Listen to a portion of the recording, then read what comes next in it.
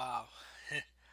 I'm thinking about a flashback growing up, you know, and, being in the ghetto in the neighborhood, we have a lot of urban legends, a lot of stories. And the stories I tell you are stories that I have my own personal experience. A few of them are real, a lot of them I get from other content, you know, I always give credit to. But this is one of those stories where I can tell you it's real because I was part of it. Well, living in the Bronx, like I mentioned, there's a lot of stuff going on. And I remember when I was on 166, Roberto Clemente Junior High School. Like, it's right across the street where I lived at, like around Sherman or Sheridan, you know. If anyone from the Bronx, New York, probably know what I'm talking about. There was this old house, right? When I walked down the block. And to this day, that old house still exists. That same old house. And around it is buildings and the bodegas. Yeah, we know the bodegas. 2 blocks is like the Concourse Plaza Mall, you know, where there's another urban legend about that, which will be another story for another time. But meanwhile, I'll call this tale that old red house. So, funny thing is, one Halloween, when I was in junior high school, I was in sixth grade, and it's like pretty much my final year going to Roberto Clemente, going to be graduated.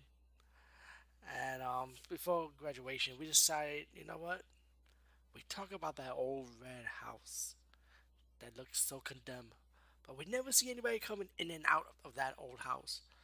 Outside looked nice, you know, but still was boarded up, you know. Like it doesn't look like it been through a fire or anything. It was just old and boarded up. We'll never know why it was boarded up, but we know these strange symbols around that house. Like something like voodoo. I remember watching like horror movies, you know, and you guys know I love my horror movies. I see symbols like that, you know, in a horror movie one time. And for some reason, I saw that symbol in that old red house on the boards, on the wooden board of that house. And I was wondering, are they trying to seal something in that house? I mean, it's like nobody never touched that house. I never see anybody go in and out, like I mentioned. So I told my friends, since we're going to graduate, let's do something crazy, right? Let's go inside that old red house. Why not? So we wait like early in the morning, where most it was really hard to go do something crazy like that when there's people around the street, especially bodegas smoking their weed and hanging around. So we wait for the right time to do it. Well, one day it was raining hard, a nice stormy night. I told my friends, call them. I say, this is the perfect time to do this. It's raining. A lot of people from the hood, they're going to be inside their building, locked in their apartments. They're not going to come out. We have a few cars passing by, a few people walking by, but still, it was a quiet, rainy night. And the streets were flooded with water. We had thunderstorms. You know, and I said, let's do this. Let's just do this now. This is the time right now.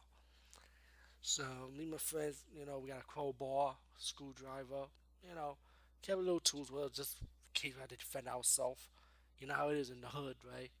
So let's walk around that house a bit, let's shake around and see what we could do. So the door was locked. We wasn't getting through that. So I said, let's go to the back of the house, right? We want to go to the front because we want to be obvious, you know what I'm saying?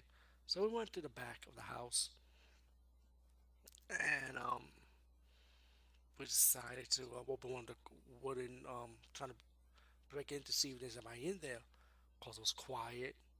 We was listening to see if there was any noise. It was quiet, like so. We opened one of the wooden boards, I say cardboard, excuse me. But again, this is not really a creepy pasta. This is like a true story I'm telling you guys and gals. So we were able to open one board, and there was a window, dusty and messy as fuck. So then we figured out, yeah, definitely there's nobody inside that fucking house. Who's gonna leave their window dirty like that? So we tried to open it, it was tight. And once we got the window open, right, this black dust popped out of the fucking window, and we were coughing as fuck, me and my homeboys, you know. And I even threw up. That's how musty and dirty this mist came out, you know. It was like a black mist, and I kid you not. Um, when we opened the window, we see inside, right? For some reason, me and my friends decided not to go inside the house because now we became scared as shit. There was nobody around the streets. Like I said, it was raining, storming, and we had the opportunity to go inside the house. Go inside through that window, but for some reason, in our mind, we didn't want to do it.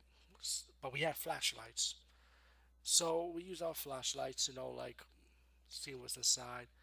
We see tables. We see like an old TV, but it looks broken. Because we saw like a crack. But I didn't stick my head through the window.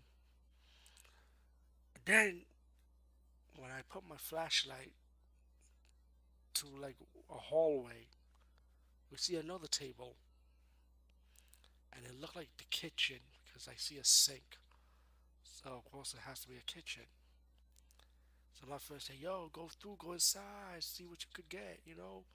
Let's see what happens." But my mind told me not to do it now. I kind of like, in a way, chicken out. But when I turned the flashlight, I saw a man got up like a built man, but I didn't see no face. It was all shadowy looking. When I saw that, we ran as fuck, me and my homeboys. And my friend said, "Where you going?" I told him, "I see a man, I see a man, let's get out of here." So me and my friend, we just ran. The window's still open, the wooden board is on the floor. We ran as fuck, you know. And ever since that day, I am scared as shit. So when I got back to my apartment, you know, decided to look at the window one day. That nice, dark, stormy rain. And as being a horror movie lover, that was my type of weather, right? But across the street from where I live at, there's a park. And I see that same image figure of that dark man, like a silhouette, because I see it straight and it looked like he was looking at my window, he knew where I fucking live. And I became scared as shit. I just closed the blind and I just didn't want to look at the window. But then I decided, do it again.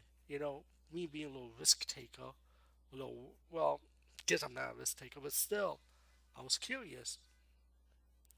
So I looked through the little blind, little peek, and what the fuck? The fucking shadow figure was right by my fucking window. Holy shit. I went in my bed covered in the sheets. No one thing, my window was fucking closed. But fuck it. I went back looking at the window a second time around, Like, you know what I mean? Like, make that a third time around. Excuse me about that. But still, the horror of it all, man. That's something I will never forget.